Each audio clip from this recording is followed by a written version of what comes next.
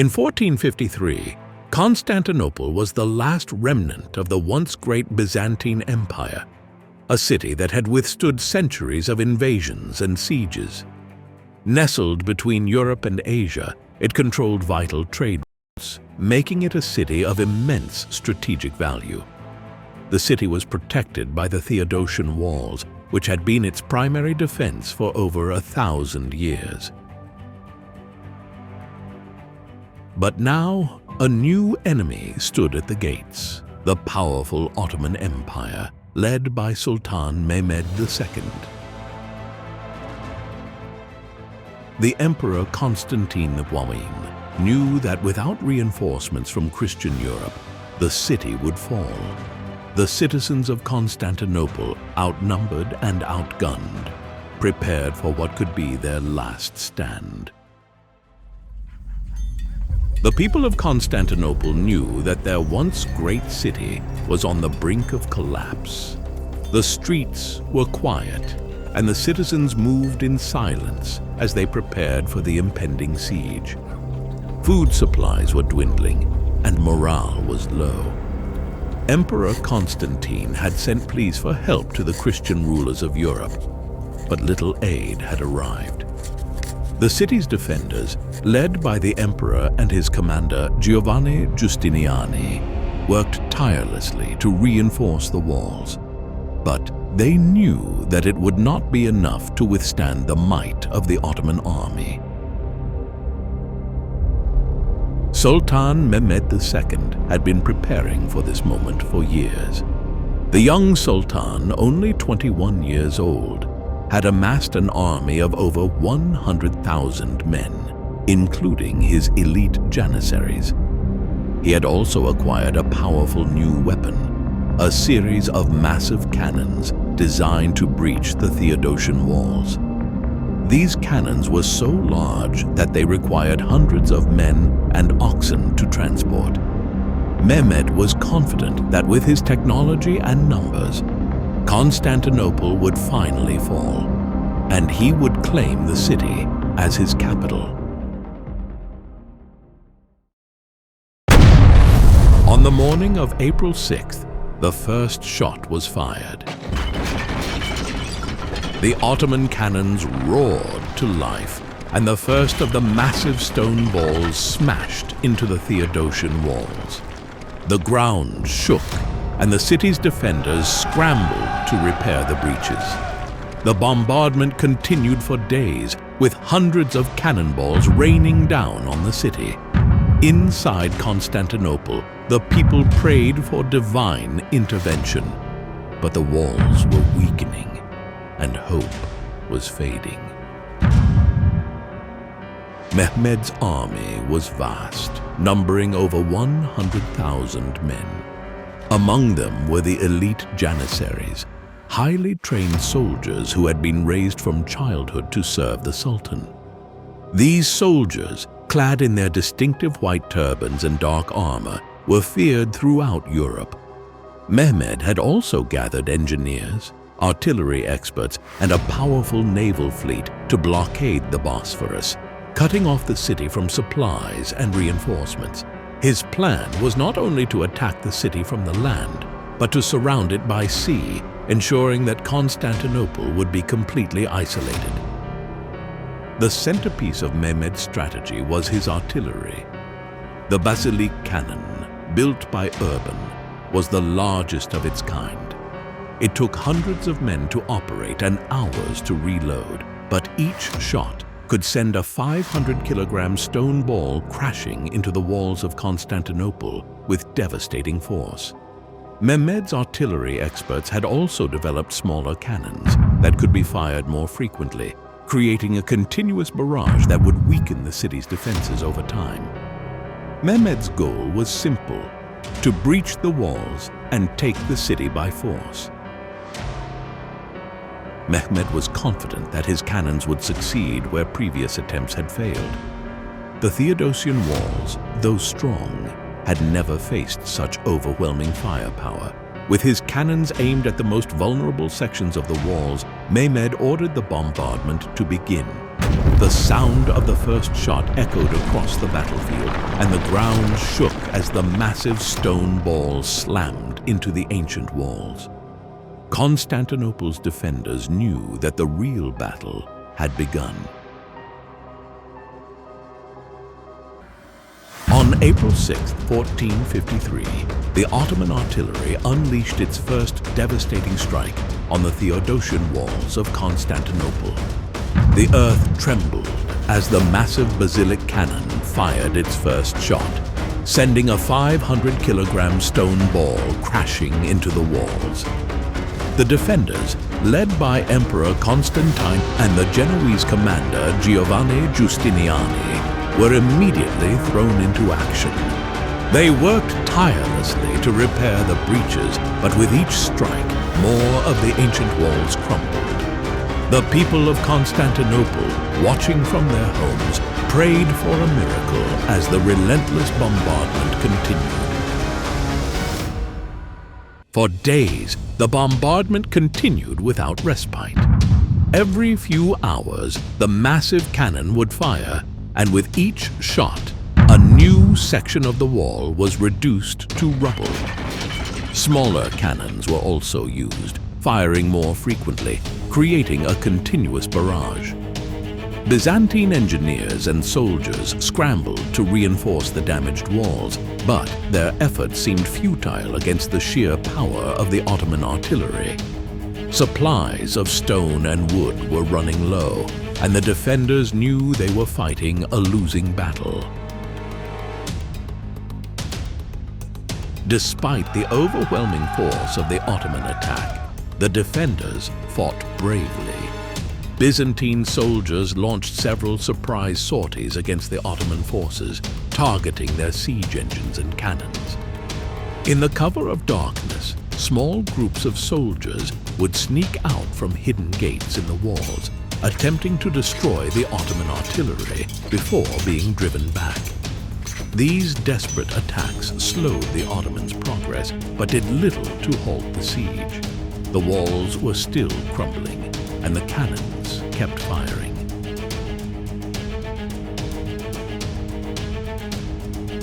Inside the city, the situation grew more desperate by the day. Food and water were running low, and the constant sound of cannon fire filled the streets. Many citizens took refuge in churches, praying for salvation, while others prepared for the worst. Emperor Constantine and his commanders knew that without reinforcements from Europe, the city would eventually fall. Yet, despite the growing despair, the defenders refused to surrender. They continued to fight with everything they had, hoping that somehow the walls would hold. As the siege dragged on, Emperor Constantine XI knew that without reinforcements from Christian Europe, Constantinople would eventually fall. He sent desperate pleas for help to the rulers of Europe. However, Europe was divided and distracted. The 100 Years' War between France and England had only recently ended, leaving both countries exhausted and unable to send aid. In Spain, the Reconquista was still underway, and the Holy Roman Empire was preoccupied with internal conflicts. Despite the Pope's call for a crusade, no significant military force arrived to help Constantinople. However, on April 20th, a small fleet of Genoese ships managed to slip past the Ottoman naval blockade, delivering much-needed supplies of food and weapons. For a brief moment, the spirits of the defenders were lifted, but it was not enough to turn the tide of the siege. Mehmed's forces continued to tighten their grip on the city, and the blockade of the Bosphorus ensured that no more aid would reach Constantinople. Inside the city, the situation grew more desperate. Food and water supplies were running low, and disease had begun to spread among the population. The constant sound of cannon fire echoed through the streets, and the walls continued to take damage. Despite this, the defenders continued to hold out, hoping that European reinforcements would eventually arrive. Emperor Constantine XI, refusing to flee, remained steadfast, leading his people with unwavering resolve. As the siege entered its final stages, Emperor Constantine knew that the fall of the city was inevitable. Yet, he refused to abandon his people. He donned his armor and vowed to die defending the walls of Constantinople. The people of the city, seeing their emperor's resolve, rallied around him, determined to fight until the bitter end. The Ottomans, sensing victory, prepared for their final assault. The fate of Constantinople was about to be decided.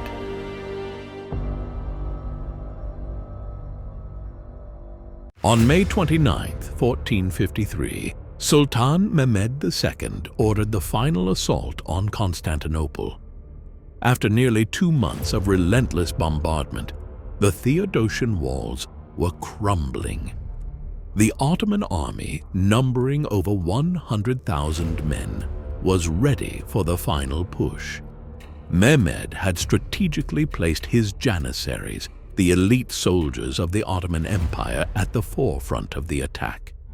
They would lead the charge, scaling the weakened walls and pouring into the city. Emperor Constantine XI, fully aware of the dire situation, donned his armor and prepared to fight on the front lines with his soldiers. The city's fate was sealed, but its defenders refused to go down without a fight. As the Ottoman cannons fired their final shots, the assault began.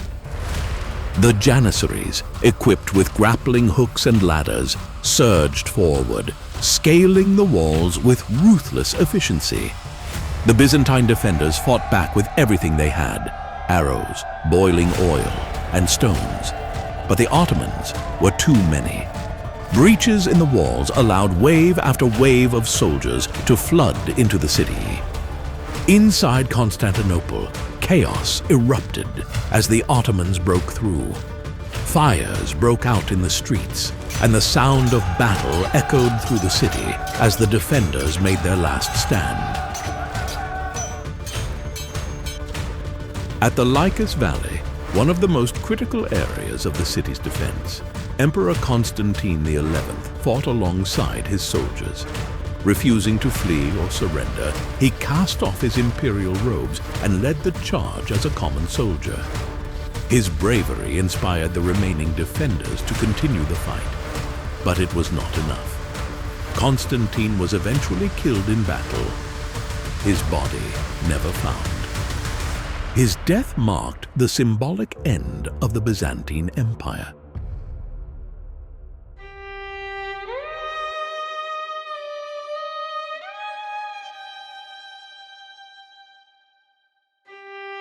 The Ottomans, now fully inside the city, began to raise their banners over the walls, signaling their victory.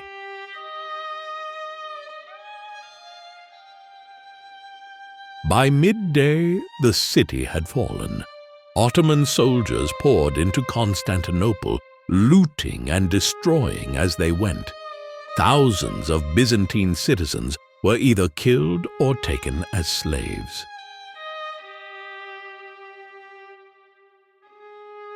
Fires broke out across the city, and the grand monuments of Constantinople, the Hagia Sophia, the Imperial Palace, the ancient forums, were consumed by flames. For over 1,000 years, Constantinople had been the heart of the Byzantine world, but now it was in the hands of the Ottomans. With the fall of Constantinople, Sultan Mehmed II realized his dream.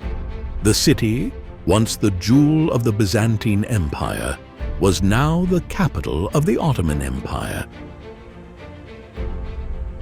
Mehmed entered the city in triumph, riding through its smoke-filled streets. One of his first actions was to visit the Hagia Sophia, the largest church in Christendom, which he immediately ordered to be converted into a mosque. Mehmed was determined to transform Constantinople into the center of his empire, and the city's rebuilding began almost immediately. Under his rule, the city would rise again, but as a symbol of Ottoman power. Under Mehmed's rule, Constantinople would be repopulated with people from all corners of the Ottoman Empire. Christians, Jews, and Muslims were encouraged to settle in the city, transforming it into a bustling hub of trade and culture. Mehmed knew that the strategic position of Constantinople would make it one of the most important cities in the world, connecting Europe and Asia. Over the next few decades, the city grew rapidly. New buildings were constructed, and the economy flourished.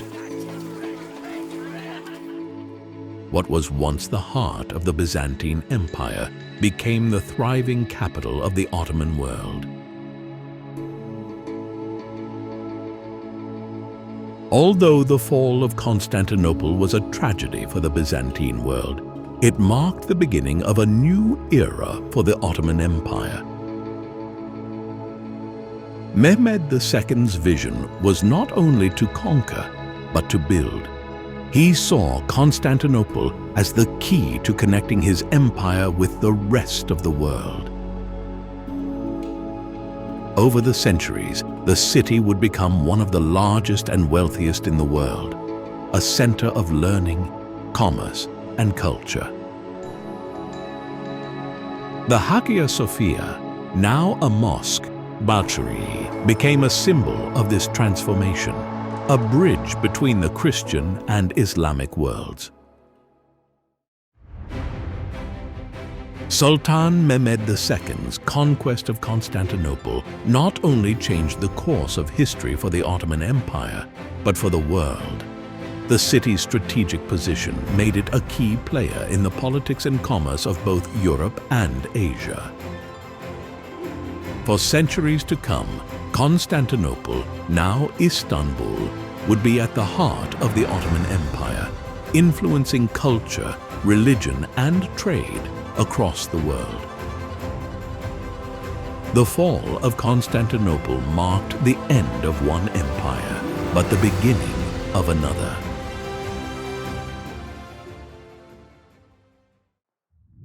The fall of Constantinople in 1453 marked the end of the Byzantine Empire and the beginning of a new chapter in world history. Its strategic location made it the key to controlling trade between Europe and Asia. The fall of the city not only changed the political landscape of the Eastern Mediterranean, but also had far-reaching consequences for Europe. As the Ottoman Empire expanded, the balance of power shifted and new opportunities arose for European nations. This event was a turning point that would shape the future of Europe, the Middle East, and beyond. The fall of Constantinople also had profound effects on European trade and exploration. With the Ottoman Empire now controlling the land routes to Asia, European nations were forced to search for new ways to access the wealth of the East. This led to the Age of Exploration, as explorers like Christopher Columbus and Vasco da Gama sought alternative routes to the rich markets of India, China, and beyond. In this way, the fall of Constantinople indirectly led to the discovery of the Americas and the opening of new global trade routes. While the fall of Constantinople was a devastating blow to the Christian world, it also ushered in a period of renewal and transformation. Under Ottoman rule, the city, now known as Istanbul, became a center of trade, culture, and scholarship. Sultan Mehmed II welcomed scholars, artists, and merchants from across the empire, creating a melting pot of cultures. The city's population grew rapidly, and its strategic location allowed it to flourish as a gateway between East and West. Over the centuries, Istanbul would become one of the most important cities in the world.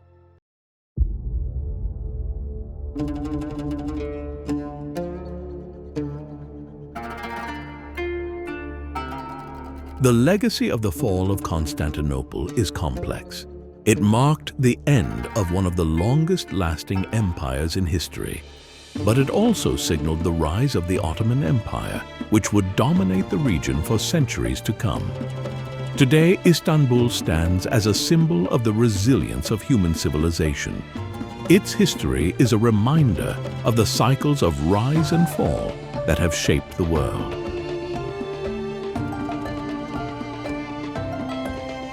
The city's blend of Byzantine and Ottoman architecture reflects its rich and diverse past, and its influence continues to be felt around the globe.